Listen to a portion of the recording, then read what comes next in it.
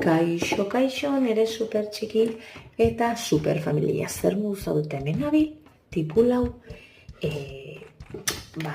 zea mosten, eta horreko hauekin, igeriketakoak, prebentzio moduan.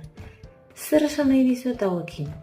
Guk egiten dugun lana, hau da, nire saioetan ingo dugun lana, prebentzio lan bada, hau da. Ikasiko dugu, arrakastaren mentalidadea eta zertarako, irtenbidetara zuzendutako pentsaera bat, ez arazoetara. Eta baita ere, zer egingo dugu, nola pentsatu, ikasi eta erakutsi gure seme-alabak, arazorik ez izateko, zer iruditzen zaizu. Apuntatu zaite, WhatsAppa bidaliz zenbaki honetara.